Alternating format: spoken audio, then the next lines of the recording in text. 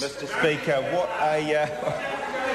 I got woken up by the bell. What a privilege it is, Mr. Speaker, to be a small part in the national John Key-led government.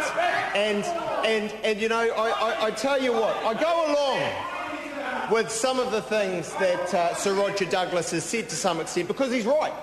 Actually, the national government has this year got a $13 billion deficit. We are borrowing, I think, $256 million a week to keep things going, to ensure entitlements. And doesn't that just show the lie in the Labour Party politics when they come into this House and they talk about all the cuts and all the cutbacks? Actually, we are keeping things going. We are a centrist government that is doing the right things at the right moments in this country's economy. And I have to say about Trevor Mallard, because, you know, so many people say such very rude things about him.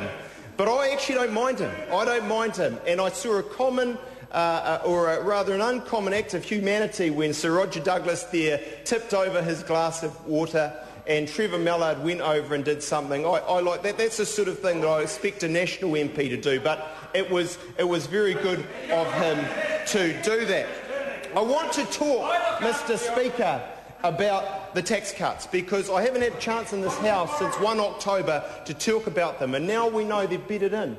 And actually, the remarkable thing, the thing again that shows really the lie in Labour Party politics is how well they've worked. See, I'm not getting emails anymore, despite what was a lot of scaremongering by Labour. I'm not getting emails from people complaining about GST, because they are seeing the very real impact that the tax cuts are having across the board for them. They are seeing the money in their pocket. They are feeling it. Actually, they are very, very happy about them. And I'm not an economist, Mr. Speaker. I'm the first to admit that. But I know that when you have $2 billion in GST rises, you have $4 billion going out in tax cuts across the board, so that 73% of Kiwis have a top marginal tax rate of 17.5%. That's got to be good, not just for fat cats, but actually for all Kiwis on all incomes. We've done a very good thing there. And actually in electorates like Tauranga and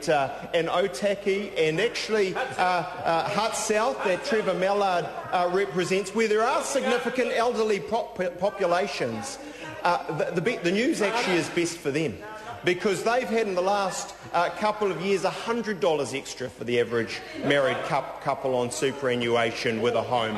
And actually with the tax cuts, an additional $40 in compensation in tax cuts, so that they are substantially better off. You don't need to be, Mr. Speaker, an economist to know that there's more cash in people's pockets as a result of what National has done. You don't need to be an economist to know actually that with inflation at 1.5%, things are going pretty well in terms of prices staying where they are, much higher actually than they have been the last 5-6 years, I think, under Labour. And yes, and Labour doesn't like it, real wage growth, real after-tax wage growth, not miracle stuff, but actually slowly but surely we are getting things in place. We are putting the incentives in place.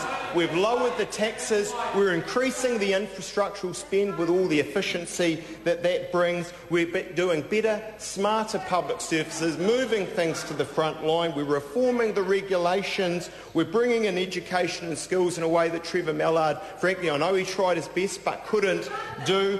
We're encouraging business, innovation and trade in this country. And so I say, Mr. Speaker, as I started, it really is a privilege to be part of this national-led government.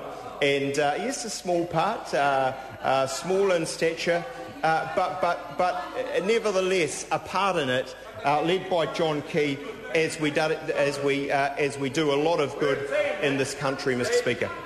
The time for this debate has expired. I call on Government Order of the Day.